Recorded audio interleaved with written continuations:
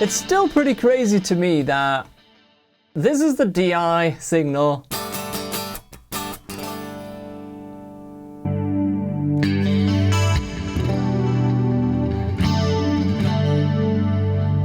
And that is the wet process sound. I mean, it's crazy. Love it. Anyway, this is a live video, so no cuts, no edits. It's shot in my streaming software. We can jump around. Hello, up there. Jump to the different cameras and jump to the guitar camera and do a little play before we get into what we're going to talk about today.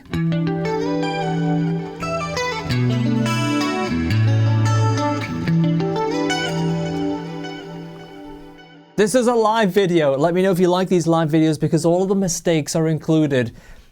I make mistakes. I know. It happens. I'm gonna go try one more time. We'll see if I make a mistake on the second time. I'm gonna change picks. I need some extra confidence. Okay, pick, give me confidence.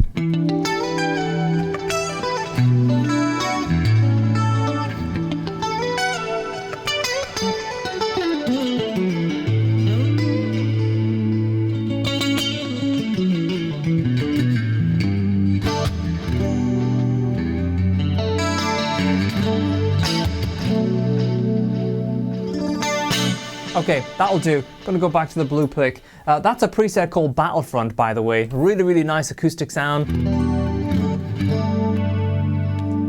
Works really good if you have single coils. Tellys, Strats, PRS, splits, Jacksons, Charvels, Kiesels, anything with a split sound, you're gonna get that lovely sparkly sound. If you don't have splits, however, you just have humbuckers,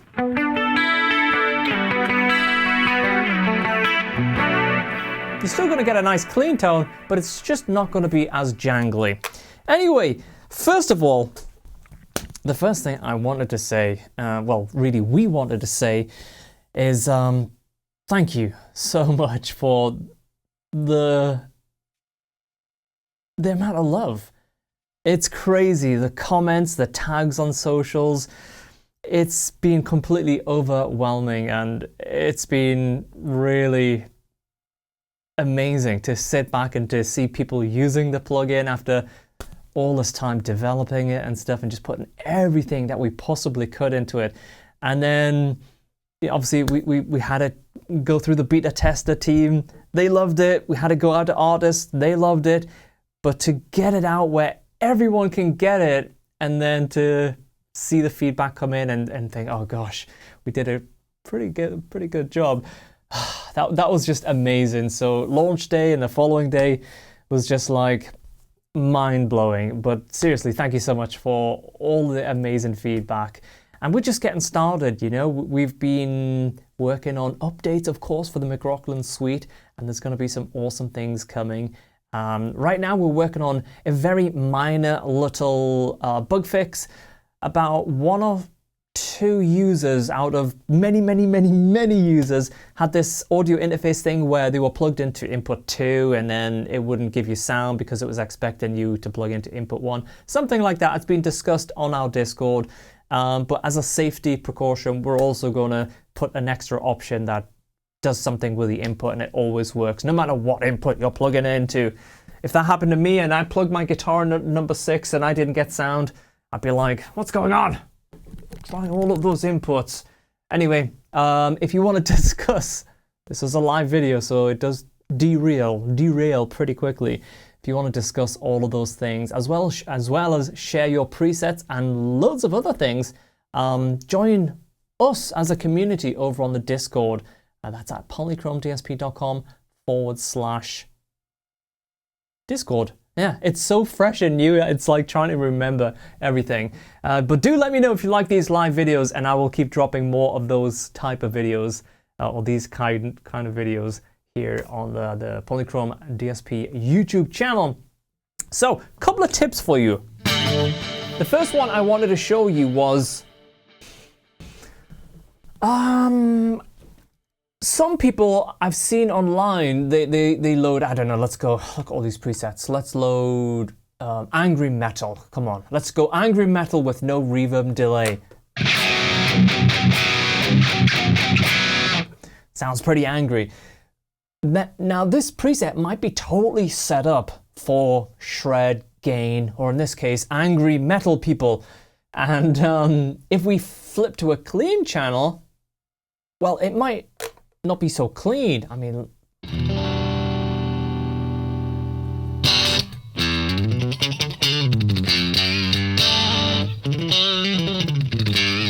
just so happens that actually sounds pretty cool. But we have attacker and riffer working hard together. I mean, that actually sounds bloody good for two overdrives stacked into a clean amp.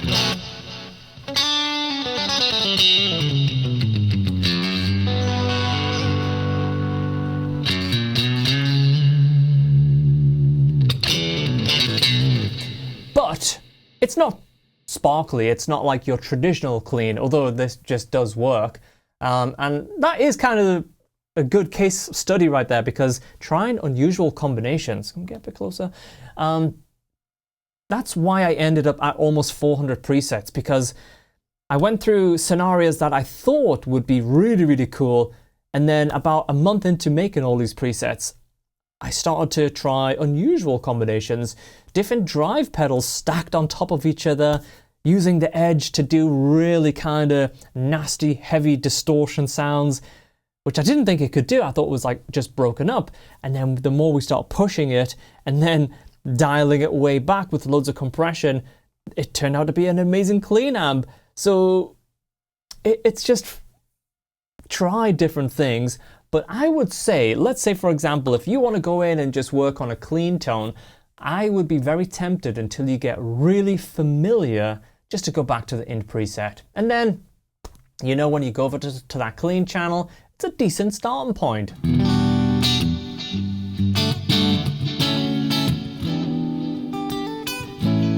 You know, it's not like the best clean setup, but it's a good starting point.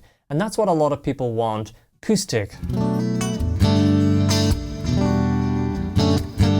It's not super bright, it's not super crazy with the reverb delays. It has a little bit of everything, but it's not like over the top. And I think that's a really good starting point for a lot of people. So just literally keep going back to that, you know. And then obviously as you browse through some of the presets and you go, all right, well, what does Afterglow do? Oh, okay.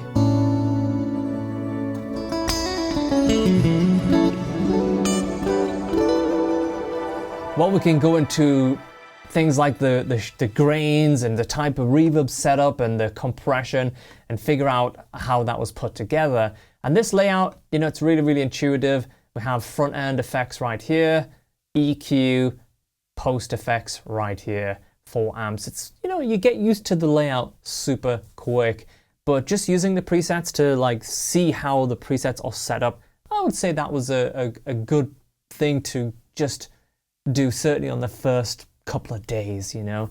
But definitely try jumping back to the int preset. Now there actually is really nice starting points.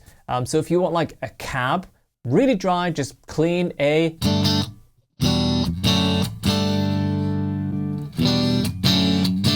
See, all of these starting points are also great for that as well. So just look out for the starting points.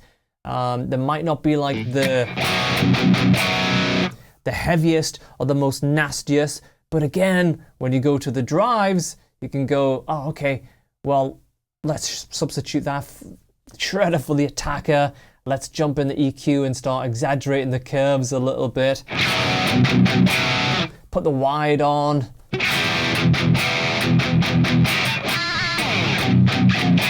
Whoa. You know, it doesn't take much for it to like transform, and you think, oh, you know, I'm using an old Les Paul. It needs to be tightened up a little bit because, you know, my pickups ain't that modern and fresh. And it sounded pretty good, that. Turn on the tight switch. Turn on the bright switch.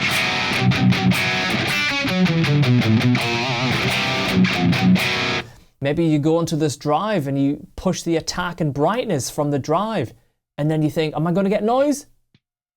Creeping in a little bit, we can adjust the gate.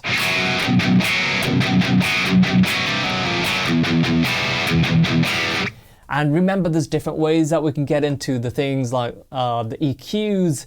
You know, we can push some air into it, make it really bright. Too bright, but then we can dial that back with the high cut. And then we can look at other places that we can reduce that brightness. So what we did there was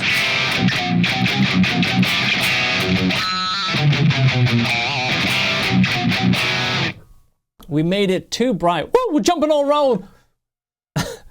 Jumping all over the place. We made it too bright by adding air, but then we dialed it back in the EQ, and the end result was a totally different sound. So this is kind of what I love about this plugin. There's just so many different ways you can get to your final destination. It's not like, well, here's an SM57 and it's a 1x12 cab and have fun. You might need some EQs somewhere and you might need some processing. You know, it's like you can do everything in this one thing. It's really, really cool. So try approaching it in that way, and don't forget those starting points are there to give you those nice starting points. I'm going to load up one of my favorite low gain presets called Maxo. This one is like my sound that I load when I just want to jam and put a beat on and noodle around. You know that feeling, right? We just want to noodle around sometimes, us guitarists. And what I love about this is it's using an overdrive pedal in a little bit of a different way that I would traditionally use the overdrive pedals. So normally I would like a good amount of distortion and far less level. But you can see here, we've got compression, and this is a very transparent compression. And then we've got a lot of level coming out of the riffer.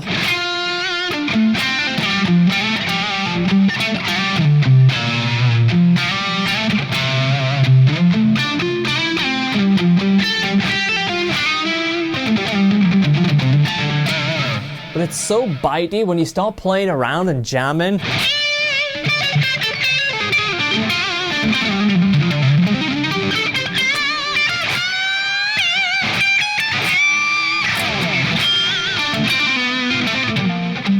You can go from everything from pick attack, and then when you start to use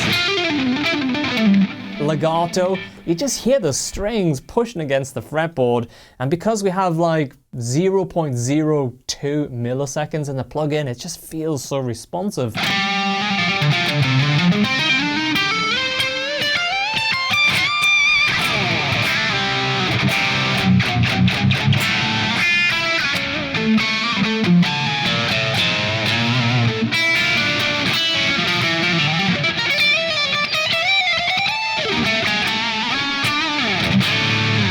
And of course, if we wanted to put more drive, maybe we could put the attacker on. I've never even tried that in this particular preset. Let's try it. A little bit less gain. Turn it on. Okay, there's more drive coming on. We need to adjust that gate, and that gate's going to do a great job.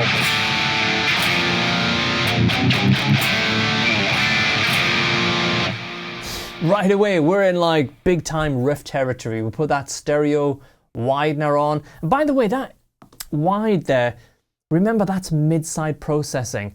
Some people put stereo tools in their plugin and they sound like trash in the mix, or even soloed to my ears. They have phasing issues, they have just a real nasty quality about them.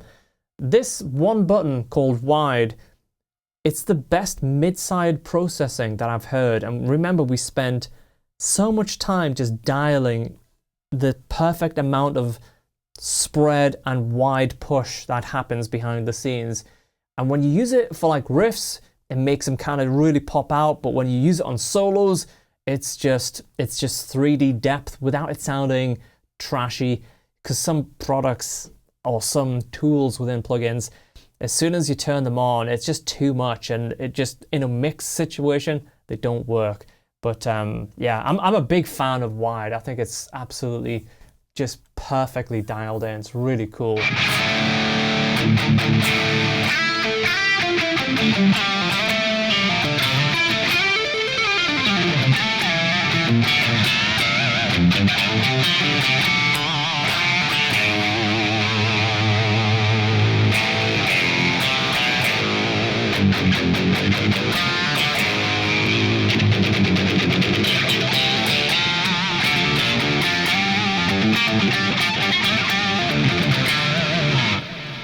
hours of fun.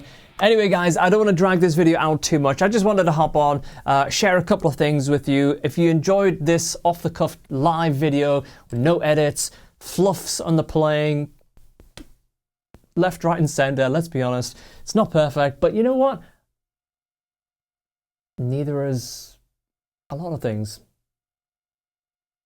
But some things are. Anyway, thank you so much. If you enjoyed it, hit the like button, leave us a comment, join us over on the Discord, polychromedsp.com/Discord, and you have a great day. Thank you so much. Yeah, this is live. How do we end it?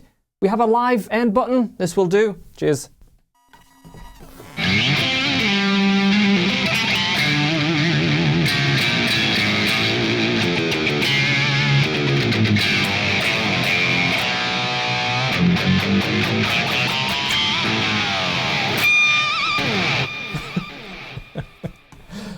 Oh my God.